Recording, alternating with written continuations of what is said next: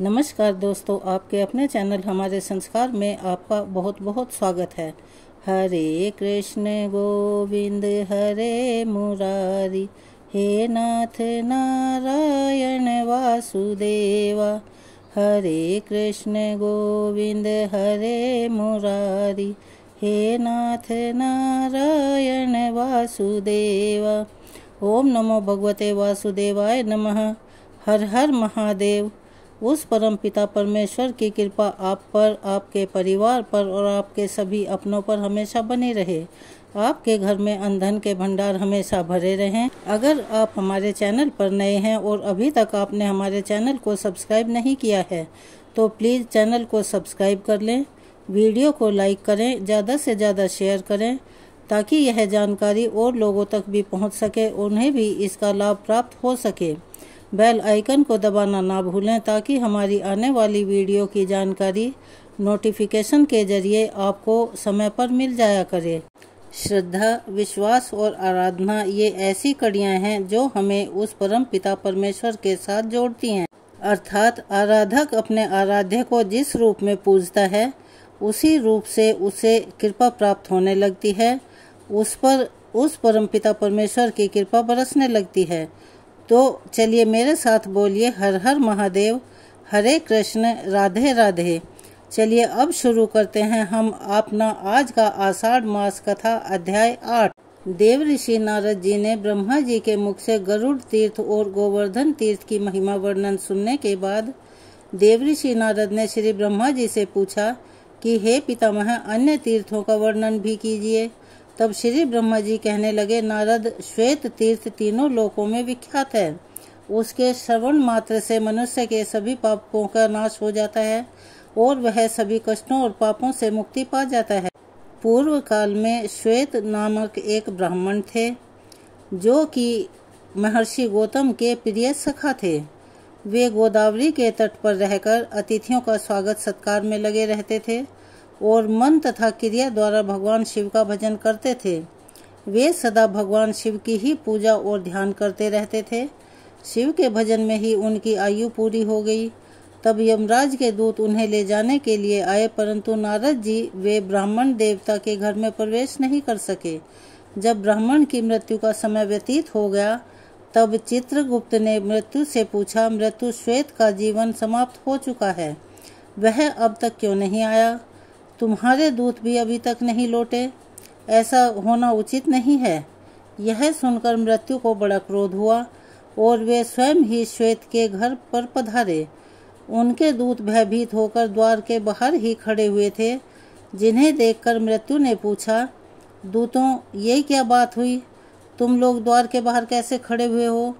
तब दूत बोले, श्वेत भगवान शिव के द्वारा सुरक्षित हैं, हम उनकी ओर आंख उठाकर भी नहीं देख सकते। जिनके ऊपर भगवान शंकर प्रसन्न हो जाएं, फिर उन्हें भय कैसा? तब मृत्यु ने अपना फंदा हाथ में लेकर स्वयं ही ब्राह्मण के घर में प्रवेश किया। ब्राह्मण तो भक्ति पूर्वक भगवान शिव की पूजा कर रहे थे। उन्हें ना तो मृत्यु के आने का पता था और ना ही यम के दूतों का। श्वेत के समीप पाशधारी मृत्यु को खड़ा देख दंडधारी भैरव ने विस्मित होकर पूछा, मृत्यु देव, यहाँ क्या देखते हो? मृत्यु ने उत्तर दिया, मैं श्वेत को ले जाने के लिए यहाँ पर आया हूँ, अतः उन्हीं को देख रहा हूँ। भैरव ने कहा, लौट जाओ। मृत्यु ने श्वेत पर अपना फंदा फेंका। यह देखकर भैरव कुपित हो उठे। उन्होंने शिव के दिए हुए दंड से मृत्यु पर गहरी चोट की। मृत्यु देवता पाश हाथ में लिए हुए धरती पर ही गिर पड़े। मृत्यु को मारा गया देख यमदूत भाग गए। उन्होंने मृत्यु के वध का समाचार यमराज से कहा, जिसे सुनकर महिष वाहन यमराज को बड़ा क्रोध आया। उन्होंने अधिक बलवान चित्रगुप्त, अपनी रक्षा करने वाले यमदंड, महिष, भूत, विताल तथा आदि व्याधियों को शीघ्रता पूर्वक चलने का आदेश देकर तुरंत वहां से प्रस्थान किया। अपने साथियों सहित यमराज उस स्थान पर पहुंचे जहां द्विज श्रेष्ठ श्वेत भगवान शिव की आराधना में संलग्न थे। उस समय यमराज तथा भगवान शिव के पार्षदों में अत्यंत भयानक संग्राम छिड़ गया। कार्तिकेय ने स्वयं ही शक्ति संभाली और यमराज के दूतों को विदीर्ण कर डाला। साथ ही दक्षिण दिशा के स्वामी अत्यंत बलवान यमराज को भी मौत के घाट उतार दिया। मरने से बचे हुए यम के दूतों ने भगवान सूर्य को यह सब समाचार कह सुनाया। यह अद्भुत बात सुनकर सूर्य भगवान समस्त देवताओं लोक के साथ मेरे पास आए। फिर मैं भगवान विष्णु, इंद्र, अग्नि, वरुण तथा अन्य बहुत से देवता यमराज के पास गए। वे गोदावरी नदी के तट पर मृत अवस्था में पड़े हुए थे। यमराज को सेना सहित मरा हुआ देखकर देवतागण भय से व्याकुल हो उठे और हाथ जोड़कर बार बार भगवान शिव की प्रार्थना करने लगे। देवतागण बोले, भगवान आपको अपने भक्त सदा ही प्रिय हैं और आप दुष्टों का वध किया करते हैं। संसार के आदि सृष्टा नीलकंठ आपको नमस्कार है, नमस्कार है। हे ब्रह्म प्रिय आपको नमस्कार है। देव प्रिय आपको नमस्कार है। विप्र व श्वेत आपके भक्त हैं। इनकी आयु क्षीण हो जाने पर भी यम आदि सब लोग इन्हें ले जाने में समर्थ नहीं हो सके। आपका अपने भक्तों पर ऐसा महान प्रेम देखकर हम सबको बड़ा संतोष हुआ। नाथ, सचमुच ही आप बड़े भक्त वत्सल हैं। जो लोग आप जैसे दयालु परमेश्वर की शरण में आ गए हैं, उन्हें यमराज भी नहीं देख सकता। यह जानकर ही सब लोग पराभक्ति के साथ आपका भजन किया करते हैं। शंकर, आप ही इस जगत के स्वामी हैं। क्या यह बात आप भूल गए? आपके बिना यह व्यवस्था करने में भला कौन समर्थ हो सकता है? इस प्रकार स्तुति करने वाले देवताओं के समक्ष भगवान शंकर स्वयं प्रकट हो गए और बोले, देवताओं, मैं तुम्हें क्या दूं? देवतागणों ने कहा, देवेश्वर, यह सूर्य के पुत्र धर्म हैं, जो समस्त देहधारियों का नियंत्रण करते हैं। इन्हें धर्म और अधर्म की व्यवस्था में नियुक्त किया गया है। यह लोकपाल हैं, अपराधी और पापी नहीं हैं, अतः इनका वध नहीं होना चाहिए। इनके बिना ब्रह्मा जी का कोई कार्य नहीं चल सकता। इसीलिए सेना और वाहनों सहित यमराज को जीवित कर दीजिए। नाथ, महात्माओं के सामने की हुई प्रार्थना सफल ही होती है, वह कभी व्यर्थ नहीं जाती। भगवान शिव बोले, देवताओं, मेरी बात सुनो। जो मेरे साथ भगवान विष्णु के भक्त हैं, गौतमी गंगा का निरंतर सेवन करने वाले हैं, उनके स्वामी हम लोग स्वयं ही हैं। मृत्यु का उनके ऊपर कोई अधिकार नहीं। यमराज को तो कभी उनकी बात तक नहीं चलानी चाहिए। व्याधि आदि के द्वारा उनका पराभव करना कदापि उचित नहीं है, और जो मेरी शरण में आ जाते हैं वे तत्काल मुक्त हो जाते हैं। यमराज को तो चाहिए अपने अनुचर सहित उन्हें प्रिय करें। बहुत अच्छा, ऐसा कहकर देवताओं ने भगवान शिव की बात का अनुमोदन किया। तब भगवान शिव ने अपने वाहन नंदी से कहा, नंदिकेश्वर, तुम गौतमी के जल लेकर मरे हुए यमराज आदि के शरीर पर छिड़क दो। आज्ञा पाकर नंदी ने यम आदि सभी लोगों पर गोदावरी का पावन जल छिड़का, जिससे वे जीवित होकर उठ बैठे और दक्षिण दिशा की ओर चले गए। गौतमी के उत्तर तट पर विष्णु आदि सभी देवता ठहर गए और देवाधिदेव महेश्वर की पूजा करने लगे। उस समय वहां 1,12,000 तीर्थ एकत्रित हुए थे। इसी प्रकार गोदावरी के दक्षिण तट पर 300 तीर्थ एकत्रित हुए। यही श्वेत तीर्थ का पवित्र उपाख्यान है। जहाँ मृत्यु देवता मरकर गिरे थे, वहाँ स्थान मृत्यु तीर्थ कहलाता है। वहाँ किया हुआ स्नान और दान सभी पापों का नाश करने वाला है। उसके महात्म्य का श्रवण, पठन और स्मरण अंतकरण के मल को धोने वाला है और सभी लोगों को भोग तथा मोक्ष प्रदान करने वाला है। इसके आगे शुक्र तीर्थ है, जो मनुष्यों को सभी प्रकार की सिद्धि देने वाला है। वह सभी पापों को शांत करने वाला तथा सब प्रकार की व्याधियों का नाशक है। अंगिरा और भृगु, यह 2 परम धर्मात्मा ऋषि हुए हैं। देवऋषि नारद, ध्यान पूर्वक सुनो। अब इनका भी वर्णन मैं करता हूँ। इन दोनों के 2 पुत्र हुए, जो बड़े ही विद्वान और रूपवान तथा बुद्धि से सुशोभित थे। अंगिरा के पुत्र का नाम था जीव और भृगु के पुत्र का नाम था कवि। यह दोनों अपने माता पिता के अधीन रहते थे। जब दोनों का यज्ञोपवीत संस्कार हो गया, तब उनके पिता परस्पर कहने लगे कि हम दोनों में से एक ही इन दोनों पुत्रों का शिक्षक हो।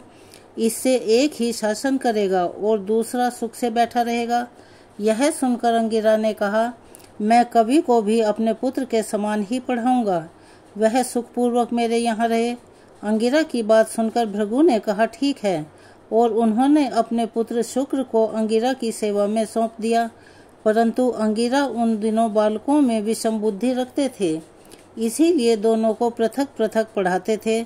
बहुत दिनों तक किसी प्रकार यही क्रम चलता रहा। तब एक दिन शुक्र ने कहा, गुरुदेव, आप मुझे प्रतिदिन विषम भाव से पढ़ाते हैं। गुरुओं के लिए यह उचित नहीं है कि वे पुत्र और शिष्य में भेदभाव समझें। जो लोग विषम बुद्धि रखते हैं उनके पाप की कोई गणना नहीं है। आचार्य, अब मैंने आपको अच्छी तरह से समझ लिया है। आपको मेरा बारंबार नमस्कार है। अब दूसरे किसी गुरु के यहाँ जाऊंगा, मुझे जाने की आज्ञा दीजिए। इसी प्रकार गुरु और बृहस्पति से पूछकर उनकी आज्ञा लेकर शुक्र चले गए।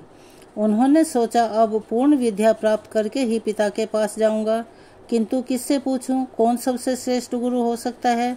इन्हीं सब बातों का विचार करते हुए शुक्र ने महाप्राज्ञ गौतम जी के पास जाकर पूछा, हे मुनि श्रेष्ठ, मुझे बतलाइए कि मेरा गुरु कौन हो सकता है। जो तीनों लोकों का गुरु हो उसी के पास मैं जाऊंगा। गौतम ने कहा, जगत गुरु भगवान शंकर ही गुरु होने योग्य हैं। शुक्र ने पूछा, तो फिर मुनिवर मैं कहाँ रहकर शंकर जी की आराधना करूं। गौतम ऋषि बोले कि गौतमी गंगा के स्नान करके पवित्र होकर इस स्तोत्र द्वारा भगवान शंकर को संतुष्ट करो। संतुष्ट होने पर ही वे जगदीश्वर तुम्हें विद्या प्रदान करेंगे।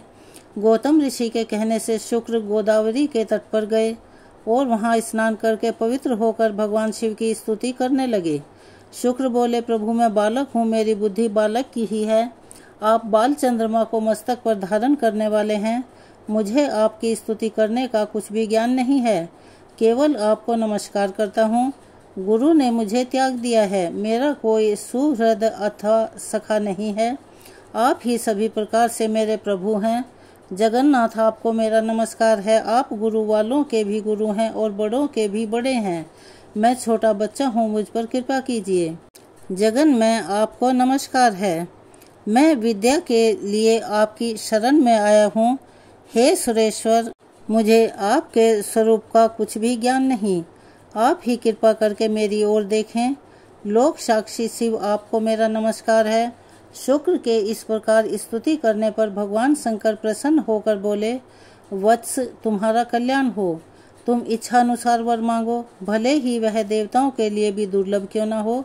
उदार बुद्धि कवि ने हाथ जोड़कर कहा, नाथ, ब्रह्मा आदि देवताओं तथा ऋषियों को भी जो विद्या प्राप्त नहीं हुई, उसके लिए मैं याचना करता हूँ। आप ही मेरे गुरु और देवता हैं। ब्रह्मा जी कहते हैं, शुक्र ने जब इस प्रकार प्रार्थना की तब देव श्रेष्ठ भगवान शिव ने उन्हें मृत संजीवनी विद्या प्रदान की, जिसका ज्ञान देवताओं को भी नहीं था।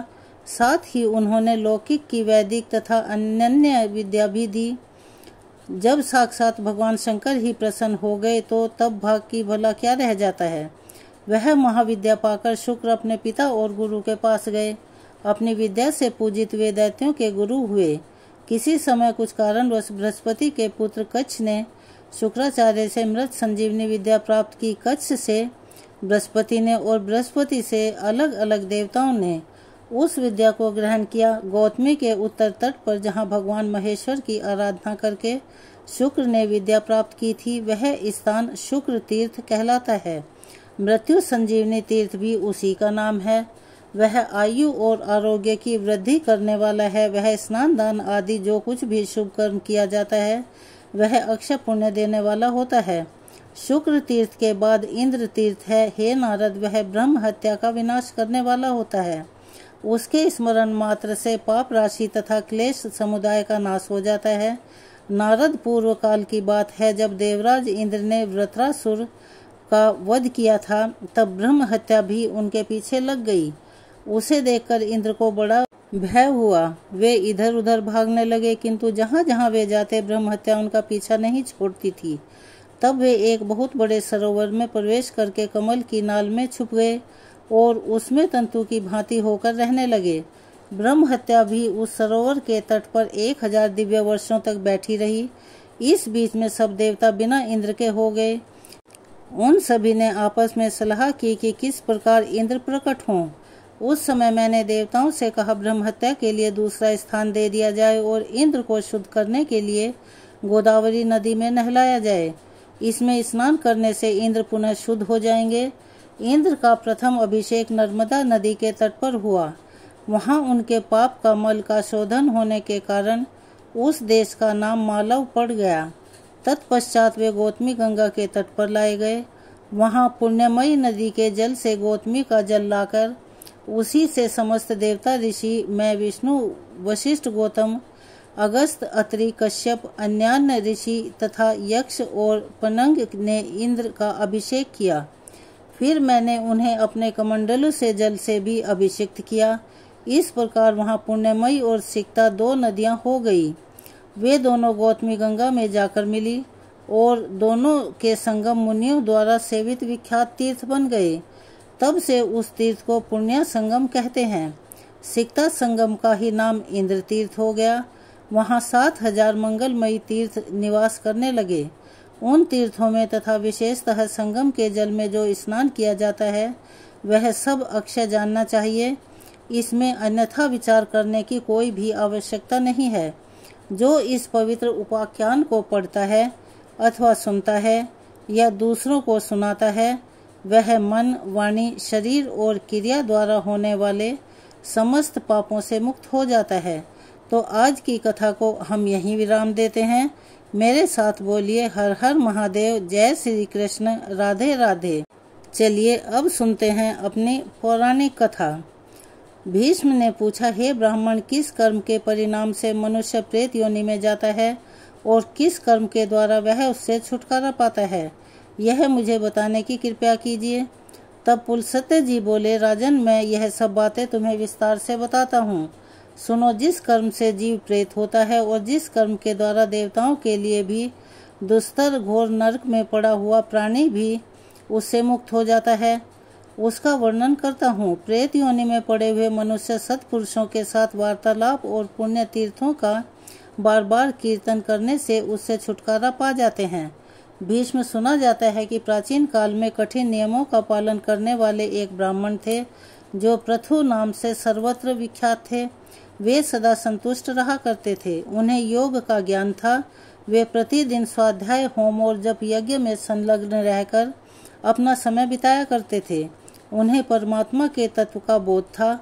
वे परमात्मा का भय मानते थे और सत्य भाषण में अर्थात सत्य बोलने में रत रहते थे।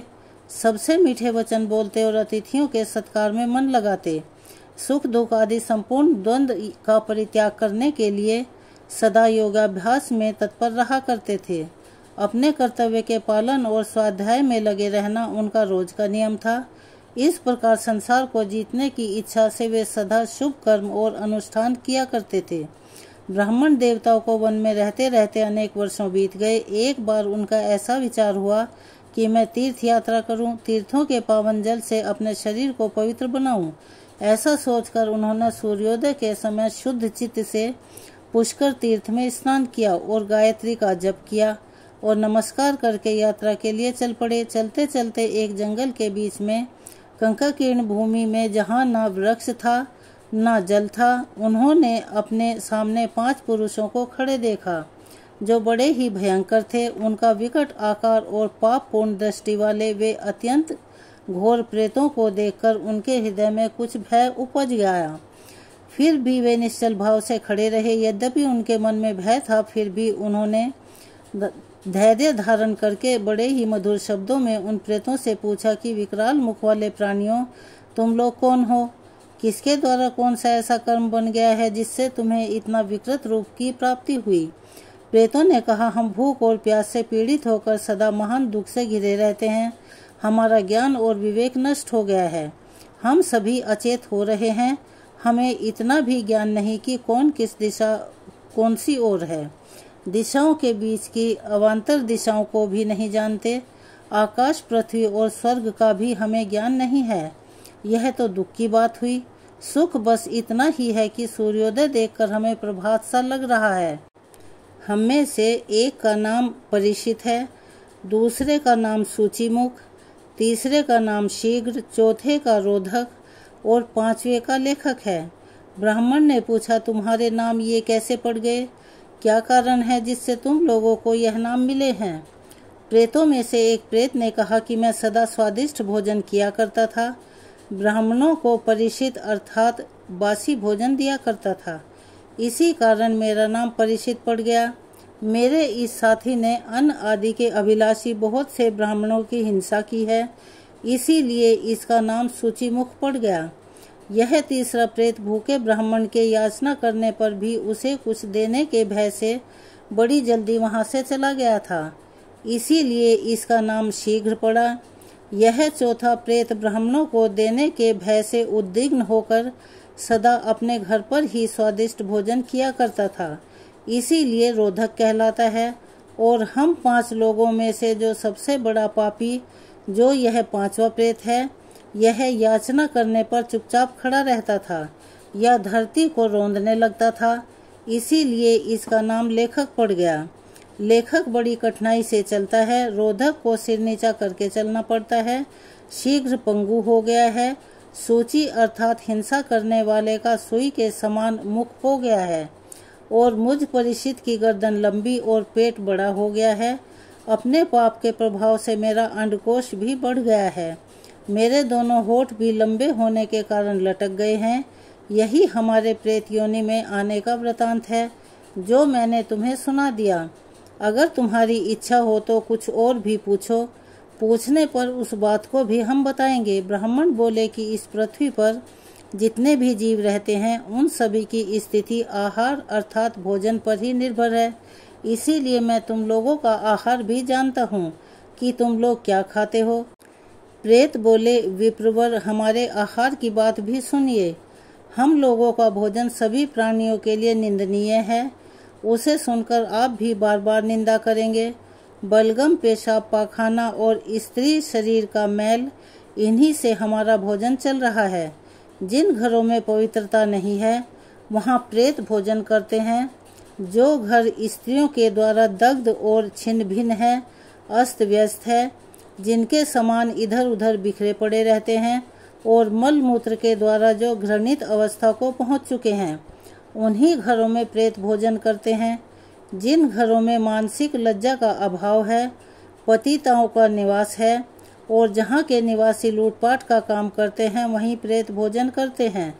जहाँ बलि, वैश्वदेव और वेद मंत्रों का उच्चारण नहीं होता, होम और व्रत भी नहीं होते, वहाँ प्रेत भोजन करते हैं। जहाँ गुरुजनों का आदर नहीं होता, जिन घरों में स्त्रियों का प्रभुत्व है, जहाँ क्रोध और लोभ ने अधिकार जमा लिया है, वहीं प्रेत भोजन करते हैं। तात, मुझे अपने भोजन का परिचय देते समय बहुत लज्जा हो रही है, इसीलिए इससे अधिक मैं कुछ नहीं कह सकता।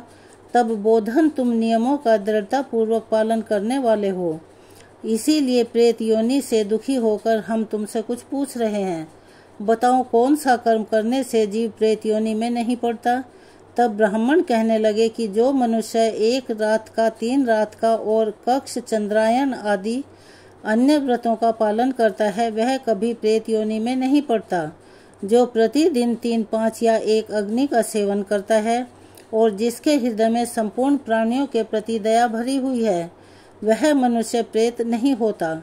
जो मान और अपमान में, सुवर्ण और मिट्टी के ढेले में और शत्रु और मित्र में एक समान भाव रखता है, वह कभी प्रेत नहीं होता। देवता, अतिथि, गुरु और पितरों की पूजा में सदा प्रवृत्त रहने वाला मनुष्य भी प्रेत योनि में नहीं जाता। शुक्ल पक्ष में मंगलवार के दिन चतुर्थी तिथि आने पर जो श्राद्ध पूर्वक श्राद्ध करता है, वह मनुष्य प्रेत नहीं होता।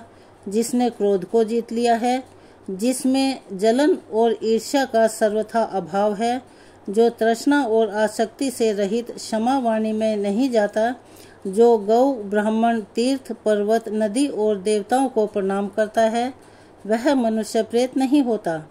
प्रेत बोले, महामुने, आपके मुख से नाना प्रकार के धर्म सुनने को मिले। हम बहुत दुखी जीव हैं, इसीलिए फिर पूछते हैं कि किस कर्म से प्रेत योनि में जाना पड़ता है, वह भी हमें बतलाइए। ब्राह्मण ने कहा, अगर कोई द्विज और विशेषतः ब्राह्मण शूद्र का अन्न खाकर उसे पेट में लिए ही मर जाए, तो वह प्रेत होता है। जो आश्रम धर्म का त्याग करके मदिरा पीता, पराई स्त्री का स्पर्श करता और प्रतिदिन मांस खाता है, उस मनुष्य को प्रेत होना पड़ता है।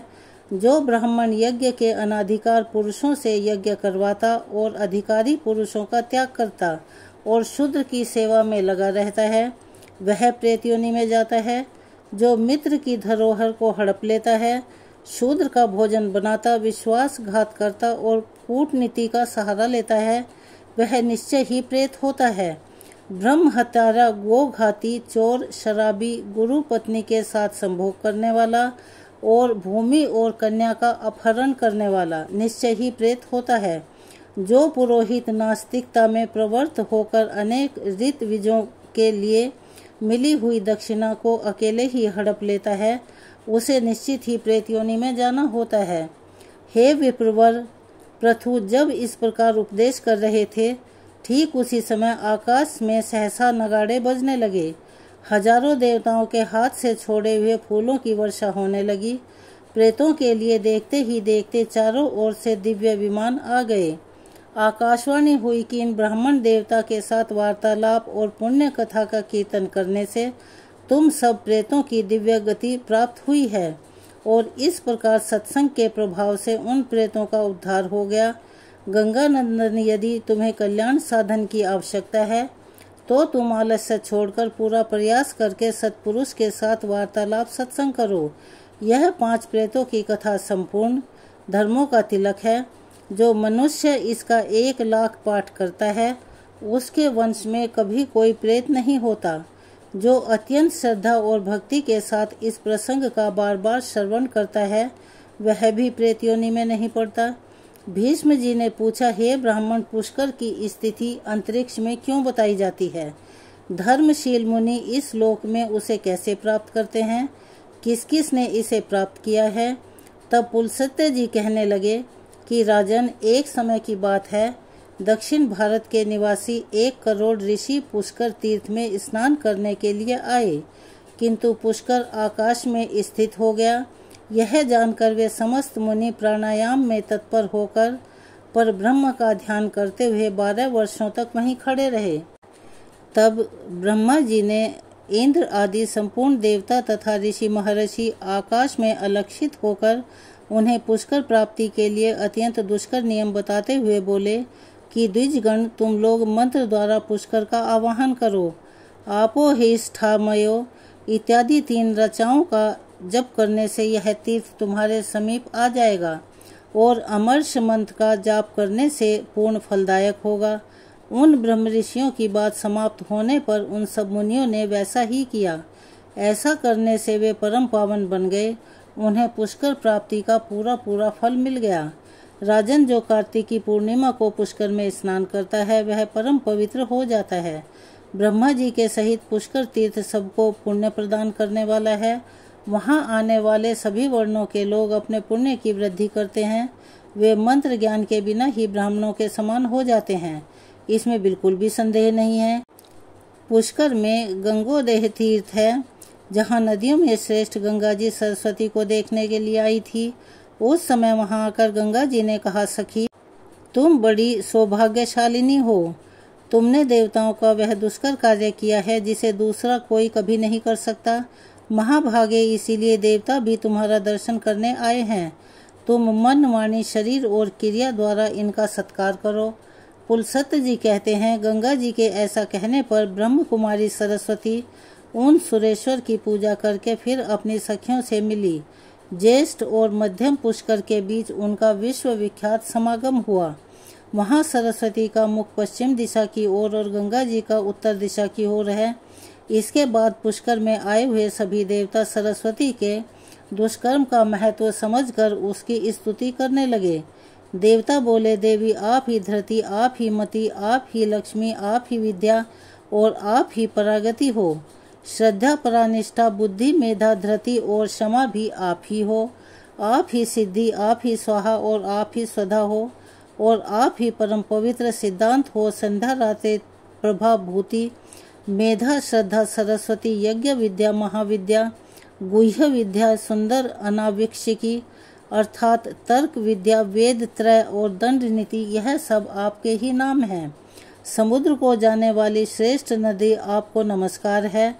पुण्य सलीला सरस्वती आपको नमस्कार है। पापों से छुटकारा दिलाने वाली देवी आपको नमस्कार है। वरंगे ने आपको नमस्कार है।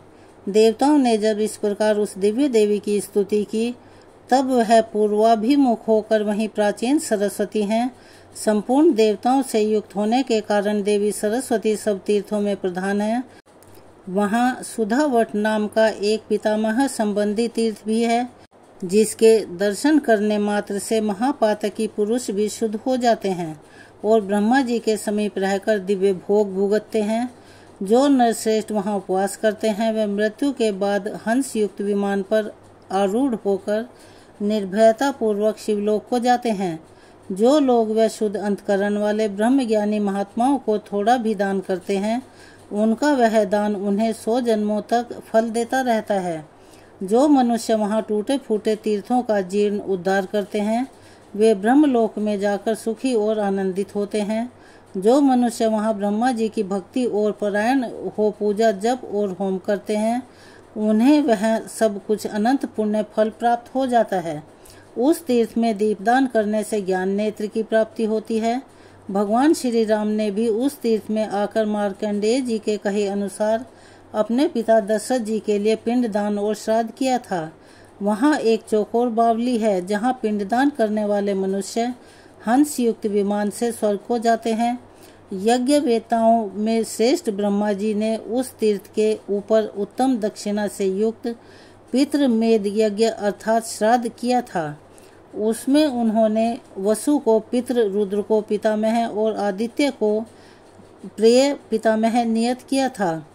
फिर उन तीनों को बुलाकर कहा कि आप लोग सदा यहाँ विराजमान रहकर पिंडदान आदि ग्रहण किया करें। वहाँ जो पितृ कार्य किया जाता है उसका अक्षय फल मिलता है। पितृ और पितामह संतुष्ट होकर उन्हें उत्तम जीविका प्राप्ति के लिए आशीर्वाद देते हैं। वहाँ तर्पण करने से पितरों की तृप्ति होती है और पिंडदान करने से उन्हें स्वर्ग मिलता है। इसीलिए सब कुछ छोड़कर प्राचीन सरस्वती तीर्थ में तुम पिंडदान करो। प्रत्येक पुत्र का कर्तव्य है कि वह वहाँ जाकर अपने समस्त पितरों को यत्न पूर्वक तृप्त करे। वहाँ प्राचीनेश्वर भगवान का स्थान है। उसके सामने आदि तीर्थ प्रतिष्ठित है, जो दर्शन मात्र से मोक्ष प्रदान करने वाला है। वहाँ के जल का स्पर्श करके मनुष्य जन्म मृत्यु के बंधन से छुटकारा पा लेता है। उसमें स्नान करने से वह ब्रह्मा जी का अनुचर होता है। जो मनुष्य आदि तीर्थ इसमें स्नान करके एकाग्रता पूर्वक थोड़े से अन्न का भी दान करता है, वह स्वर्गलोक को प्राप्त होता है। जो विद्वान वहाँ स्नान करके ब्रह्मा जी के भक्तों को स्वर्ण और खिचड़ी दान करता है, वह स्वर्गलोक में सुखी और आनंदित होता है। वहाँ प्राची सरस्वती विद्यमान है। वहाँ मनुष्य दूसरे साधन की खोज क्यों करते हैं? प्राची सरस्वती में स्नान करने से जिस फल की प्राप्ति होती है, उसी के लिए तो जप तप आदि साधन किए जाते हैं। जो भगवती प्राची सरस्वती का पवित्र जल पी लेते हैं, उन्हें मनुष्य नहीं देवता समझना चाहिए, ऐसा मार्कंडेय कहते हैं। सरस्वती नदी के तट पर पहुंचकर स्नान करने का कोई नियम नहीं है। भोजन के बाद या भोजन के पहले दिन में या रात में कभी भी स्नान किया जा सकता है। वह तीर्थ अन्य सब तीर्थों की अपेक्षा प्राचीन और श्रेष्ठ माना गया है। वह प्राणियों के पापों का नाशक और पुण्यजनक कहा गया है। आज की कथा यहीं तक। अब इसके आगे का वृतांत आप अगली वीडियो में सुनिएगा, उसका इंतजार जरूर कीजिएगा। अगर आप हमारे चैनल पर नए हैं और अभी तक चैनल को सब्सक्राइब नहीं किया है, तो प्लीज़ हमारे चैनल को सब्सक्राइब करें, वीडियो को लाइक करें, ज़्यादा से ज़्यादा शेयर करें ताकि यह कथा और लोगों तक भी पहुंच सके। बेल आइकन को दबाना ना भूलें ताकि हमारी आगे आने वाली वीडियो की जानकारी नोटिफिकेशन के जरिए आपको मिल जाया करे। अपना सहयोग और प्यार हमें ऐसे ही प्रदान करते रहें। कमेंट्स बॉक्स में हर हर महादेव, ओम नमो भगवते वासुदेवाय नमः, हरे कृष्ण, राधे राधे जिसमें भी आपकी श्रद्धा है लिखना ना भूलें। धन्यवाद।